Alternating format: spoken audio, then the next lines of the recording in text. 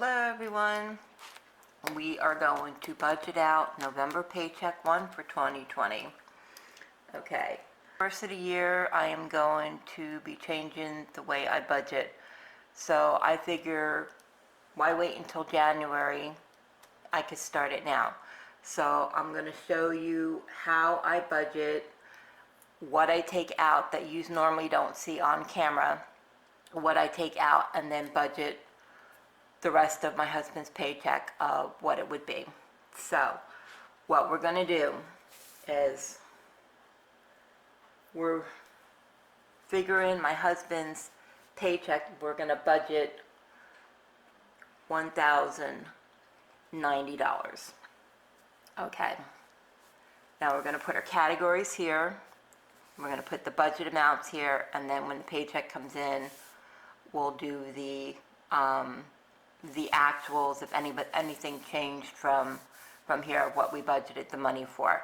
But first thing I always do with my husband's paycheck is with the $1,090, I always take 2% out. So we're going to do 2% and put it right into savings. So that 2% into savings from the $1,090 would be $22. That you normally don't see because I take this out ahead of time and then just show you the actual amount that's left out of my husband's pay that we budget for the bills and stuff. The next thing we're going to do is we are going to take out for our sinking funds and our cash envelopes. That amount is going to be $230.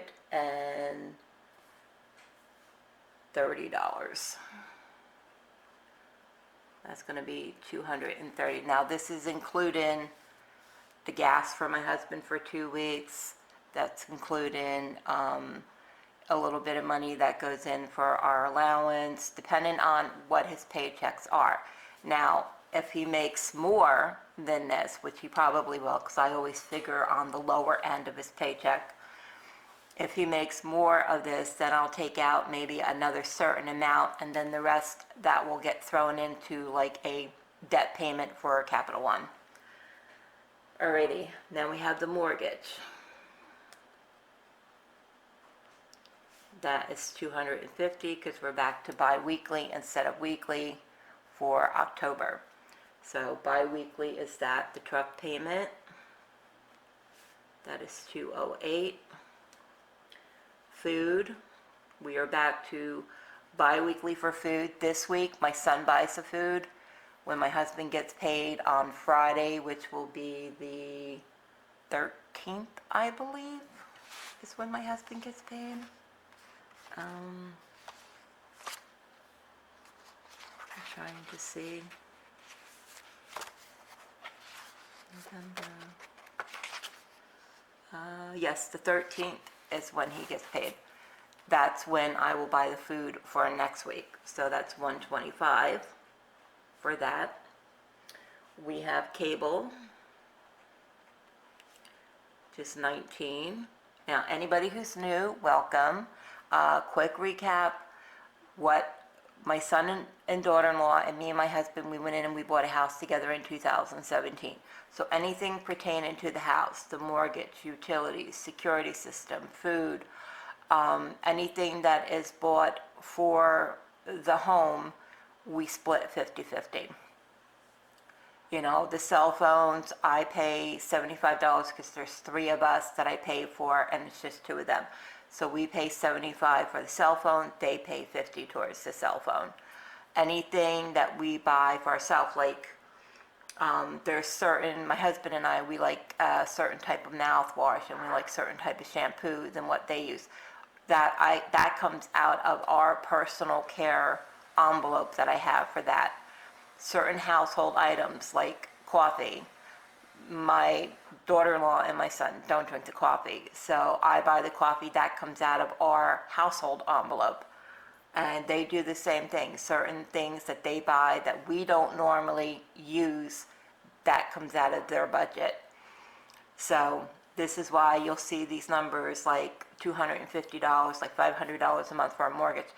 No, our mortgage is not 500. That's our half that we have to pay, and then they pay. Our mortgage is like $1,000 a month.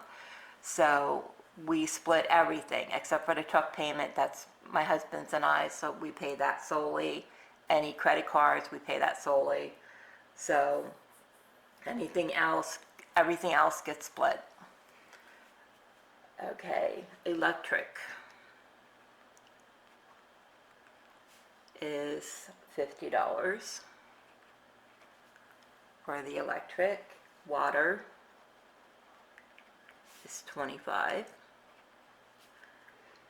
We have cell phones